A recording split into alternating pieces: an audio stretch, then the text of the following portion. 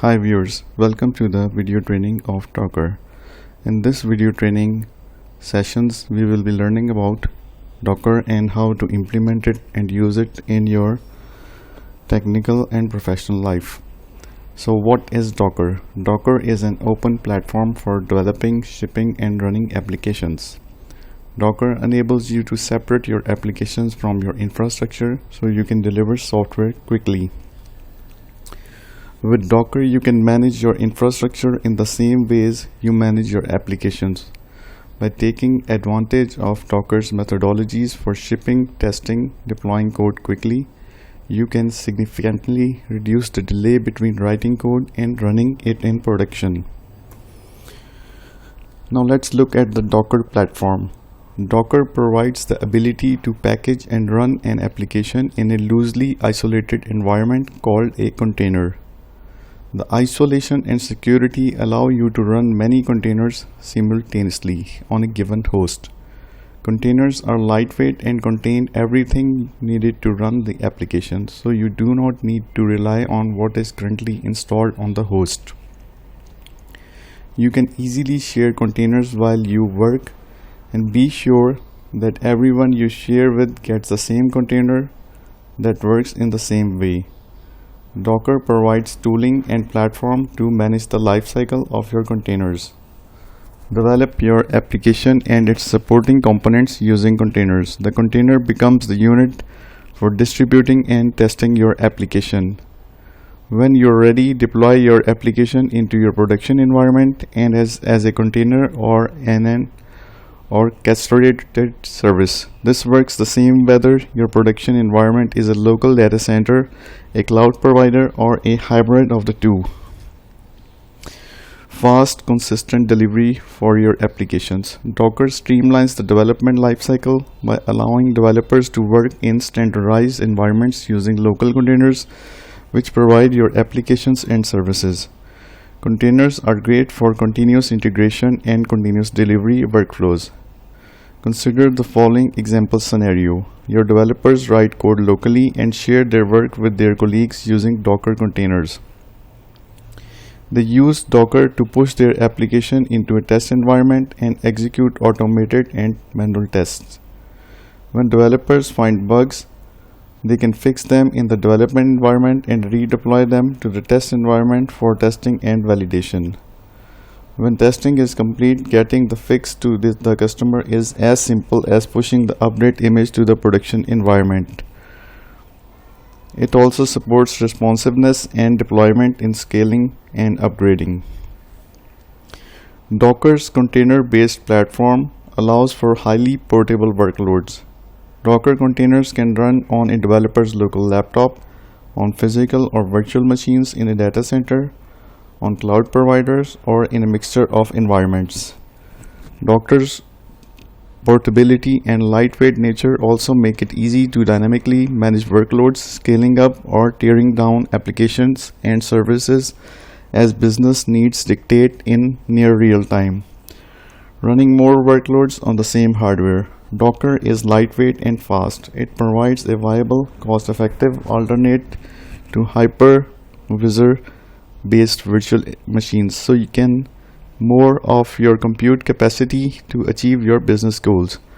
Docker is perfect for high density environments and for small and medium deployments where you need to do more with fewer resources. Now let's look at the Docker architecture. Docker uses a client service architecture. The Docker client talks to the Docker daemon, which does the heavy lifting of building, running, and distributing your Docker containers. The Docker client and daemon can run on the same system. Or you can connect a Docker client to a remote Docker daemon. The Docker client and daemon communicate using a REST API over Unix sockets or a network interface. Another Docker client is Docker Compose that lets you work with applications consisting of a set of containers. Okay, what is a Docker daemon? The Docker daemon listens for Docker API requests and manages Docker objects such as images, containers, networks, and volumes. A daemon can also communicate with other daemons to manage Docker services. The Docker client is the primary way that many Docker users interact with the Docker. When you use commands such as docker run, the client sends these commands to Docker, which carries them out. The Docker command uses the Docker API. The Docker client can communicate with more than one daemon. Docker registries. A Docker registry stores Docker images. Docker Hub is a public registry that anyone can use, and Docker is configured to look for images on Docker Hub by default. You can even run your own private registry. When you use the Docker pull or Docker run commands, the required images are pulled from your configured registry. When you use the Docker push command, your image is pushed to your configured registry. Okay, let's look at Docker objects. When you use Docker, you are creating and using images, containers, networks, volumes, plugins, and other objects. This section is a brief overview of some of those objects. First, let's look at images. An image is a read-only template with instructions for creating a Docker container. Often, an image is based on another image with some additional customization. For example, you may build an image which is based on the Ubuntu image but installs the Apache web server in your application, as well as the configuration details needed to make your application run. You might create your own images, or you might only use those created by others and publish in a registry. To build your own image, you create a Docker file with a simple syntax for defining the set steps needed to create the image and run it. Each instruction in a Docker file creates a layer in the image. When you change the Docker file and rebuild the image, only those layers which have changed are rebuilt. This is part of what makes images so lightweight, small, and fast when compared to other virtualization technologies. Okay, so what are containers? A container is a runnable instance of an image. So image is a template and a container is an object. You can create, stop, start, move, or delete a container using the Docker API or CLI. You can connect to a container to one or more networks, attach storage to it, or even create a new image based on its current state. By default, a container is relatively well isolated from other containers and its host machine. You can control how isolated a container's network storage or other underlying subsystems are from other containers or from the host machine. A container is defined by its image as well as any configuration options you provide to it when you create or start it. When a container is removed, any changes to its state that are not stored in persistent storage disappear. So let's look at how you can run Docker. Here is an example of Docker run command. The following command runs an Ubuntu container, attaches interactively to your local command line session, and runs bin bash. So you simply type in docker run -i-t ubuntu /bin/bash. When you run this command, the following happens, assuming you are using the default registry configuration. If you do not have the Ubuntu image locally, Docker will automatically pull it from your configured registry as though you had run docker pull Ubuntu manually. Docker creates a new container as though you had run a docker container create command manually. Docker allocates a read-write file system to the container as its final layer. This allows a running container to create or modify files and directories in its local file system. Do remember, if you don't have the sudo permissions, you might need to add sudo before running this command, docker run -t-t. Okay, so the Docker creates a network interface to connect to the container to the default network. Since you did not specify any networking options, this includes assigning an IP address to the container. By default, containers can connect to external networks using the host machine's network connection. Docker starts the container and executes bin bash. Because the container is running interactively and attached to your terminal due to the -i and -t flags, you can provide input using your keyboard while the output is logged to your terminal. When you type exit to terminate the bin bash command, the container stops, but it is not removed.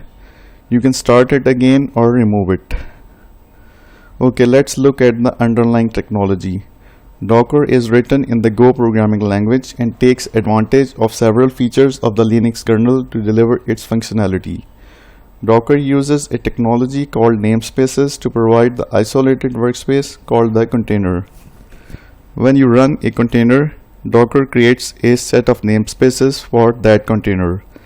These namespaces provide a layer of isolation. Each aspect of container runs in a separate namespace and its access is limited to that namespace. Installing and setting up Docker on your machine is as easy as cake. So just go to docs.docker.com/get Docker. You can download and install Docker on multiple platforms. Refer to the following section and choose the best installation path for you. Installing Docker on Ubuntu or Debian based OS systems. If you cannot use Docker's repository to install Docker engine, you can download the .deb file for your release and install it manually. You need to download a new file each time you want to upgrade Docker. So go to downloads.docker.com Linux Debian dist. Choose your Debian version, then browse to Pools table, choose AMD64 or whatever you suits and download the deb file for the Docker engine version you want to install. Note that to install a nightly or test package, change the words table in the above URL to nightly or test. Install Docker engine, changing the path below to the path where you downloaded the Docker package. The Docker daemons starts automatically. Verify that Docker engine is installed correctly by running the hello world image. If you liked this video, don't forget to subscribe to my channel. If you need any help or you have questions about Docker or how to set up Docker, feel free to contact me at umehmood@gmail.com or visit my LinkedIn profile or my Twitter handle. You can also post questions on YouTube comment section and I will reply within the day.